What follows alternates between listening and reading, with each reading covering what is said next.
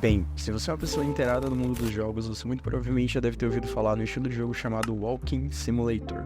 E como o próprio nome já sugere, o gênero de jogo Walking Simulator nada mais é do que você entrar na pele de um personagem e simplesmente sair caminhando com ele por aí enquanto você explora o universo desse jogo. E até que se tornou bem comum jogos nesse estilo atualmente, como Journey, por exemplo, que é uma referência de jogos nesse estilo. Também tem Abzu, Firewatch, Gone Home, e também tem essa porcaria aí, que ganhou o prêmio Jogo do Ano. Vai entender. Mas enfim, você provavelmente alguma vez já deve ter se perguntado qual seria a finalidade de um jogo cujo objetivo é apenas sair caminhando por aí. E bem, atualmente a gente tem se acostumado com os jogos cujo objetivo é justamente mostrar o quanto seus gráficos são incríveis e o quanto ele se aproxima da realidade. Mas digamos que dos desenvolvedores do gênero Walking Simulator não focam na estética como centro do jogo em si, apesar de ter sim diversos Walking Simulators com gráficos bem legais. Porém, o objetivo desse tipo de jogo não é apenas te lançar em um mundo lindo sem nada pra fazer, mas a intenção de jogos nesse estilo é justamente lhe prender uma atmosfera mais divertida, imersiva e cativante. Mesmo que a maioria desses jogos não tenha uma palavra sequer, nenhuma narração que faça sentido, esse é o tipo de jogo que te faz justamente ter um imenso interesse pela trama. E bem, se tem um jogo que, apesar de ser antigo, cumpre bem todos esses quesitos, é Yume Nikki. Apesar de Yume Nikki não ter os melhores gráficos e nem sequer uma caixa de diálogo, esse, na minha opinião, é um dos melhores jogos do gênero Walking Simulator já feitos. E bem, é justamente sobre esse jogo que eu decidi comentar aqui hoje, então se ajeite na sua cadeira que hoje eu quero me aprofundar um pouquinho mais nesse universo misterioso e intrigante que é Yume Nikki.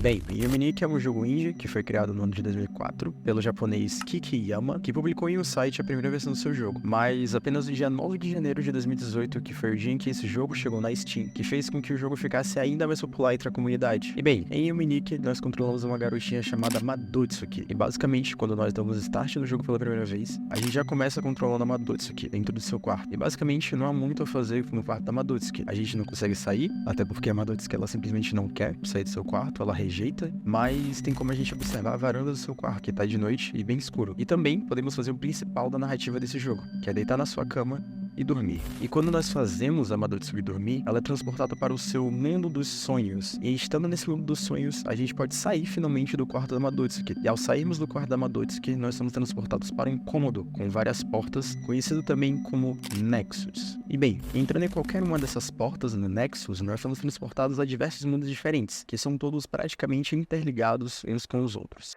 E também tem como fazer a Madotsuki ela apertar a sua própria bochecha, que aí faz ela acordar. E aí a gente pode deitar de novo e voltar para qualquer outra porta dentro do Nexus. E bem, nosso objetivo com a Madotsuki dentro do Nexus e desses mundos alternativos é coletar os efeitos espalhados por esses mundos. E os efeitos nada mais são do que habilidades que transformam a aparência da Madotsuki. Como temos, por exemplo, o efeito do sapo, onde a Madotsuki ela fica com a cara de sapo. E tem também o efeito onde deixa ela com a aparência de bruxa. E ela até consegue pegar uma vassoura e sair voando por aí. E bem, os efeitos que conseguimos coletar com a Madotsuki são ao todos uns 24 efeitos. E após coletar todos os efeitos, ela volta para a sala do Nexus e põe eles no chão, em formato de ovinhos. E bem, após terminar de pôr todos os efeitos na sala do Nexus, a Madotsuki acorda repentinamente em seu quarto. Ela segue em direção à sacada, que agora tem uma escada. Ela sobe na escada, se joga e...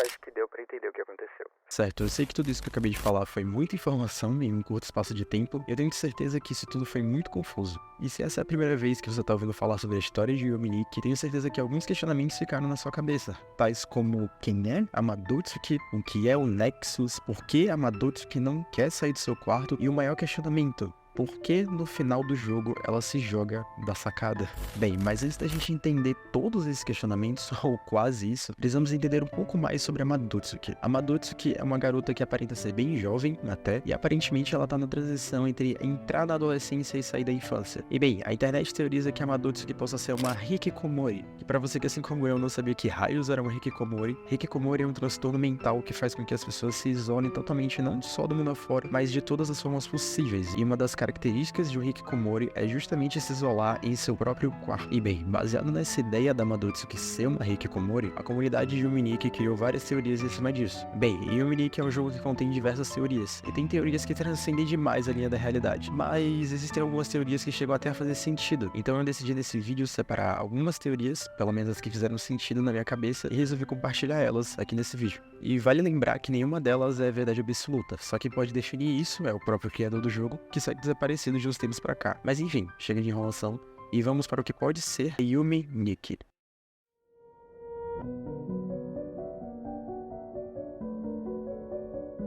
Bem, essa teoria ela é bem simples e sugestiva até, e ela também se conecta com as outras que eu quero abordar nesse vídeo. Basicamente, essa teoria defende que a Madotsuki, ela nunca saiu do mundo dos sonhos, e que o único momento onde ela esteve acordada de fato é logo no início do jogo. E assim que fazemos ela dormir pela primeira vez, a Madotsuki fica presa em uma espécie de pesadelo infinito. E tem duas coisas que sustentam essa teoria de forma bem firme. A primeira é justamente por causa de um efeito que encontramos no jogo, que é o efeito de faca, que permite atacar alguns NPCs espalhados pelo mapa. E com isso, a cada personagem que a Madotsuki mata no mundo dos sonhos, ela recebe uma quantia de dinheiro. Mas assim que a gente belisca a bochecha da Madotsuki fazendo ela acordar, e a gente olha no inventário da Madotsuki, o dinheiro que a gente recebe no mundo dos sonhos continua com ela, o que se subentende que, na verdade, ela nunca acordou de fato. E bem, a outra coisa que sustenta bem essa teoria é justamente a cena final do jogo. A escada que aparece na cena final, curiosamente, nunca apareceu em nenhum outro momento do jogo. E com isso se subentende que, na verdade, aquilo foi a Madotsuki ainda presa em seus sonhos. E a escada ter surgido na sacada foi muito provavelmente a sua mente ainda está criando coisas imaginárias. E o motivo dela se jogar dali foi muito provavelmente sua última alternativa de tentar escapar daquele pesadelo infinito.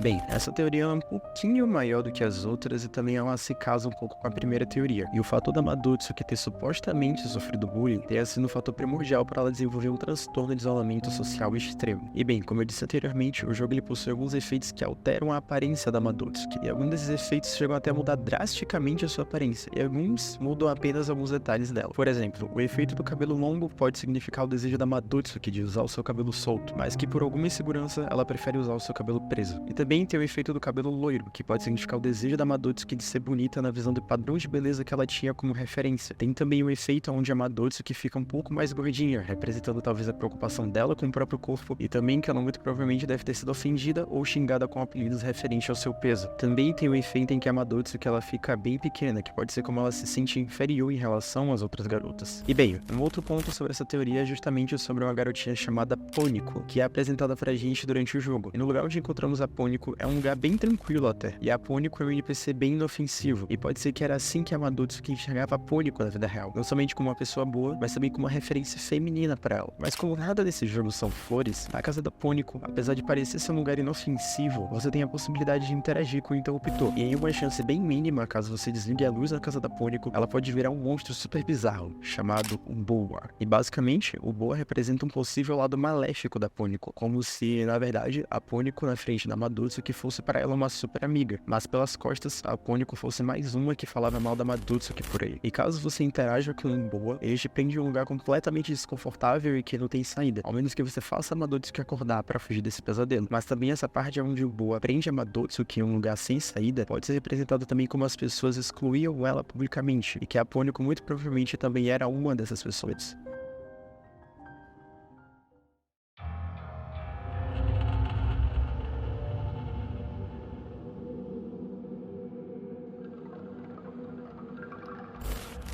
Bem, basicamente nessa teoria, como o próprio nome já sugere, essa teoria trata de que supostamente a Madutsuki ela sofreu algum trauma referente a ela ter sido supostamente violentada durante a sua infância. Não se sabe exatamente em que momento foi, mas ao que tudo indica pode ter sido sim durante a sua infância. Em relação a essa teoria, a internet costuma ir por duas linhas diferentes. A primeira linha é uma que segue que ela pode ter sido abusada por um professor de música. Ele aparece em uma nave especial, mas eu prefiro não ir por essa linha, até porque essa teoria é algo que transcende demais até, então eu prefiro me ater a algo mais pé no chão mesmo. E bem, a segunda linha, que é justamente agora eu quero falar sobre, relata que provavelmente a Madutsuki foi vítima de atos violentos durante a sua infância. Em alguns lugares do jogo, dentro do mundo dos sonhos, a gente consegue encontrar personagens com formatos e formas bem sugestivas e monstruosas. Bem, em um dos mundos, por exemplo, a Madutsuki está caminhando por uma estrada em linha reta, até que na parede começam a aparecer monstros em formatos bem sugestivos, que eu não preciso nem especificar do que é. E bem, ainda no mundo dos sonhos, caso você pegue o efeito da faca e for em determinado lugar, você consegue encontrar uma sala secreta. E nessa sala a gente encontra outro monstro com um formato bem sugestivo e muito bizarro. E ele sempre olha com um sorriso para Madutsuki e alisando com o rimão na escada. E caso você entre na sala mais à frente, subindo a escada, o jogador ele toma um jumpscare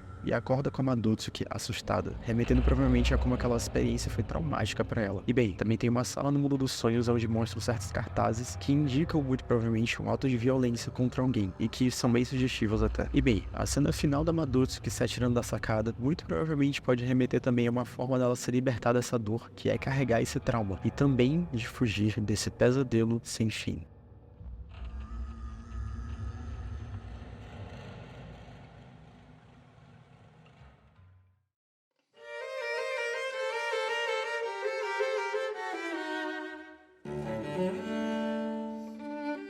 Bem, Yuminiki é um jogo repleto de mistérios e teorias. Muitas delas eu preferi não falar aqui, até porque, como eu disse anteriormente, são teorias que transcendem muito a lógica, mas não é à toa que elas são teorias. Porém, eu decidi abordar aqui teorias que são um pouco mais pé no chão, mas vale deixar bem claro que nenhuma delas são verdade absoluta. Apenas abordei as que se conectam e são um pouco mais lógicas na minha visão. Mas enfim, esse foi um vídeo que ficou bem longo até, ficou bem maior do que eu imaginava na real, mas foi algo divertido de se fazer e eu pretendo futuramente trazer mais vídeos nesse estilo, com algo mais focado no eixo de jogos, com enigmas, teorias, mistérios, etc. Mas enfim, muito obrigado se você me viu até aqui e um abraço.